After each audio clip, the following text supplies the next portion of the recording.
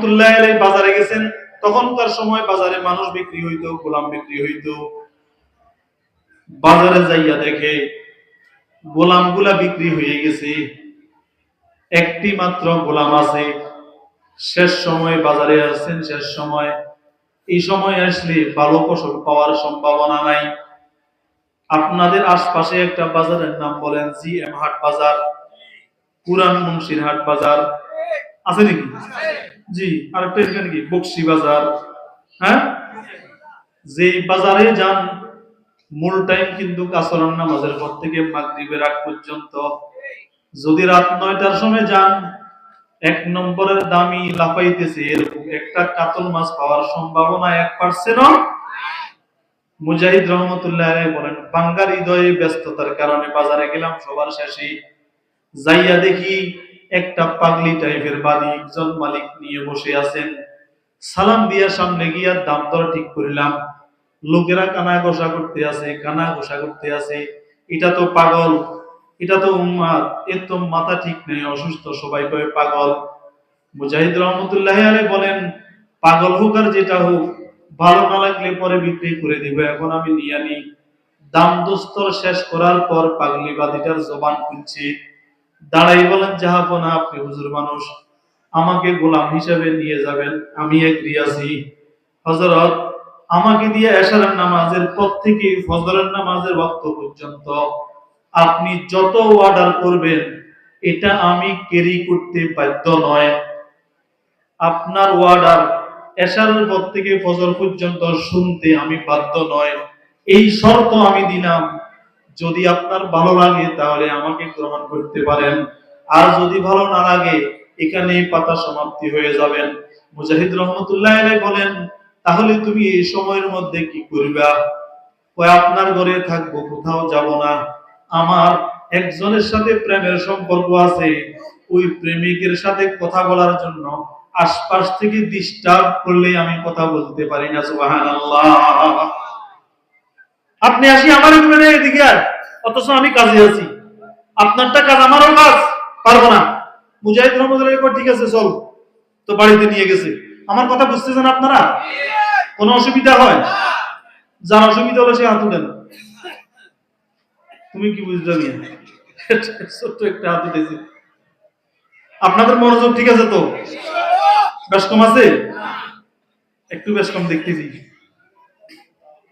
শোনেন, চাঁদপুর আদালত পড়া ময়দান বিশাল এক তাফসীর মাহফিল, 7 দিন ব্যাপী।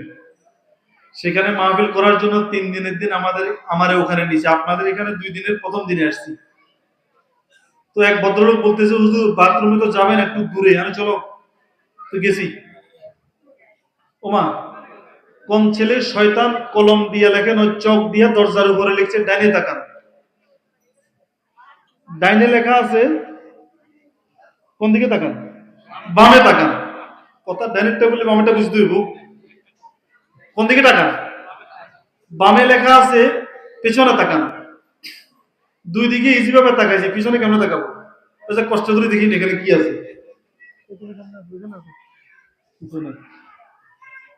পিছনের দিকে তাকাই দেখেছে ওখানে লেখা আছে উপরে তাকাবো।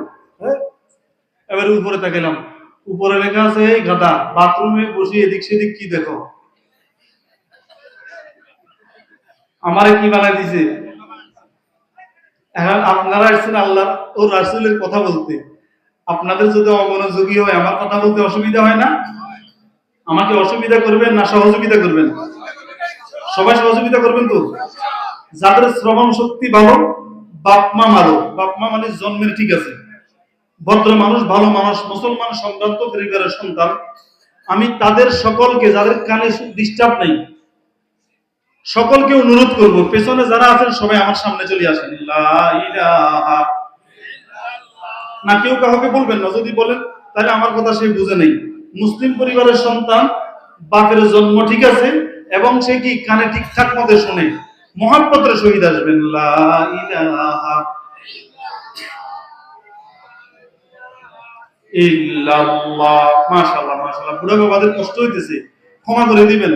সুন্নাত নবীজির এই জন্য কষ্ট করি একটু আগাইতেছি বাবা, ক্ষমা করে দিবেন। লা ইলাহা ইল্লাল্লাহ। যে মুরব্বীরা আগে আসতেছে, আমার আব্বার চেয়ে বয়স বেশি, এদেরকে যে আগে আনতেছি আমার কষ্ট হইতেছে, মানে ভালো লাগতেছে না। তারপরেও মাহফিলের আদব, নবীদের সুন্নত, আমার প্রিয় নবীর একটি সুন্নতের উপর আপনারা আমল করেছেন, আপনাদের আমল নামায় 100 গলা কাটা শহীদের সওয়াব লেখা হয়ে গেছেন। সুবহানাল্লাহ। এবার একটু টিপ দিয়ে দেখি আপনারা আগের জায়গায় আছেন কিনা, বলেন তো আমি কোথায় ছিলাম? মাশাআল্লাহ মাশাআল্লাহ। ভাই নাম কি? দেখছেন নাম যে কাজও সেই আলাউদ্দিন। অর্থ বুঝেন? আলা মানে উপরে অথবা আলো, দিন মানে ইসলাম। উনি ইসলামের উপরে আছেন, আল্লাহ কবুল করেন। আলাউদ্দিন ভাইয়ের নামের প্রভাব পুরো মাঠের মধ্যে আল্লাহ পৌঁছিয়ে দেন। মাইকের আওয়াজ যতটুকু যাইতেছেন, প্রত্যেক জায়গাতে দ্বীনের আলো, শুধু কোরআনের আলো নয়। অপব্যাখ্যা করবেন আপনারা। আল কোরআনের আলো ঘরে ঘরে জ্বালো, হাদিস কই? কোরআনের আইন, কোরআনের রাজ কায়েম করা করতে হবে, হাদিস কই? আল কোরআনের শাসন মানি, অন্য কোন শাসন মানি না, মানবো না, হাদিস কই? এটা হবে না। স্লোগানটি হবে কোরআন সুন্নাহর আলো ঘরে ঘরে। দুইটা, কোরআন সুন্নাহ, কোরআন এবং হাদিসের দুইটার সমন্বয় যে আলো, আমরা এটা জ্বালাবো, শুধু কোরআন নয়। শুধু কোরআন বললে হাদিস বাদ পড়ে যায়। আলহামদুলিল্লাহ, গভীর মনোযোগ। আপনাদের মনোযোগ যে ঠিক আছে এটা আমি টের পাইছি। এখন আমার কথা বাইর হবে, কারণ টিউবওয়েলের মুখ, টিউবওয়েল নি কয় নাকি কয়, ছাপা কলের মুখ, কলসির মুখ, এখন তো এটা নেই, বাচ্চারা বুঝবো নি। আচ্ছা বুঝো, ট্যাপের মুখ আর বালতির মুখ অথবা বোতলের মুখ, দুইটা যদি সমান না থাকে, ট্যাপ সারলে দুদিকে থাকলে জীবনে পানি পড়বে নি। আপনাদের মনোযোগ এখন সেভাবে আছে, এখন ধরার টাইম।